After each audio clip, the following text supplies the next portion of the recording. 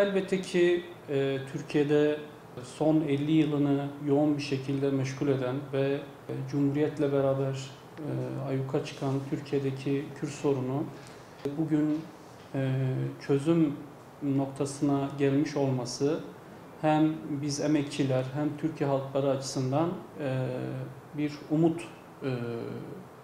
arz ediyor. Bizler de bu sürecin barış içerisinde, eşit yurttaşlık temelinde nihayete ermesi açısından sürecin destekçisiyiz.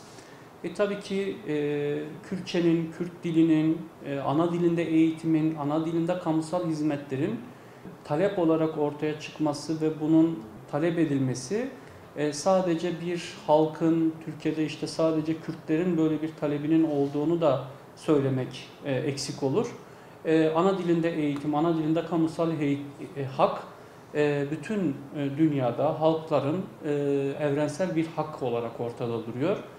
Kamusal hizmetlerin ana dilinde olması.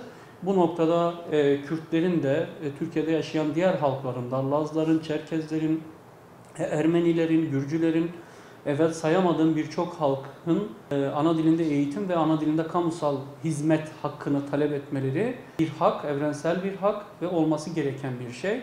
Tabii ki yıllar içerisinde bunun inkar edilmesi, kabul edilmemesi, ana dilinde eğitimin olmayışı, ana dilinde kamusal hizmetlerin olmayışı bu sorunun en temel nedenlerinden biri.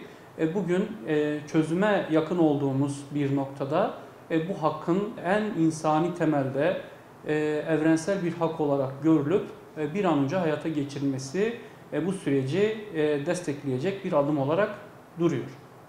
Yani ana dilinde eğitim sadece eğitimi öğrenmek, matematiği, fiziği, edebiyatı kendi ana dilinde öğrenmekten öteye ana dilinde eğitim kimliksel bir hak, bir kimlik sorunu. Tabii ki kimlikler, halkların varlıkları kültürleriyle beraber yaşamaya devam eder. Siz bir dilin, bir halkın, bir kültürün eğer kendini ifade bulduğu dilde eğitim olmazsa bunun yazılı materyalleri, bunun kaynakları, bunun külliyatı giderek zayıflar. Elbette ki 27 Şubat'ta yapılan çağrıyla ete kemiğe bürünen ve son silah bırakma ve silahların imhasıyla daha da umut var olduğumuz bu sürecin bir aşaması da ana dilinde eğitim, dil sorunu, eğitim sorunu. Tabii ki bunun yanında çokça sorun var.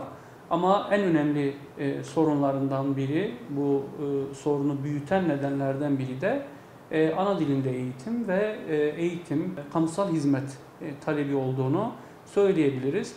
Bugün Anadolu'da, işte Kürt illerinde, metropollerde kendi dilinde, kendi kültüründe hem yaşama hem hizmet alma taleplerinin çok yoğun olduğu, hatta Kürt illerinde çoğunda Kürtçe dışında hiçbir dil bilmeyen insanların yıllarca çok ciddi anlamda zulme uğradığı, cezaevlerinden tutun hastanelere, kamusal hizmetlere, kamu kurumlarında hor görüldüğü ve hizmet alamadıkları bir gerçekliği de ifade ederek, ama bunun sadece bir hizmet alma sorunu olmadığını da, bunun kimliksel bir hak olduğunu ifade etmek gerekir.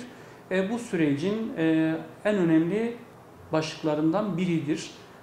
Bunun paralel bir şekilde çözüme kavuşması sürece de destek olacaktır. İşlenen müfredatların da aslında ciddi anlamda revize edilmesi gerekiyor. Yani tarihsel sürece baktığımız zaman özellikle geçmişte yaşanan birçok olayın ve durumun istenilen biçimiyle tarih kitaplarına, sosyal bilgiler, hayat bilgisi kitaplarına veya felsefe derslerinin müfredatlarına veya birçok dersin müfredatına baktığımız zaman tekçi bir anlayışın da olduğunu görüyoruz. Tabii ki tekçilikle bugüne kadar bu sorun derinleştiği gibi tekçiliğin ortadan kaldırılması da bu soruna ciddi anlamda katkı sağlayacaktır. Yine aynı şekilde okullarda işletilen müfredatlara ilişkin bir barış dilinin, empati dilinin, çocukların birbirini anlayabileceği, ötekiyi kabul edebileceği bir müfredata da ihtiyaç var. Buna biz barış müfredatı diyebiliriz. Yine çocukların geçmişte yaşanan olayları hakkaniyetli bir şekilde değerlendirebilmeleri, bunlarla tarihsel bir yüzleşmenin yaşanabilmesi için de bir bütün olarak bunlara ihtiyaç var. Okullarda empati, sevgi ve barış müfredatlarının çok kısa bir sürede hayata geçirilmesinin de çok anlamlı olduğunu ve bu sürece olabildiğince katkı sağlayacağını ifade edebilirim.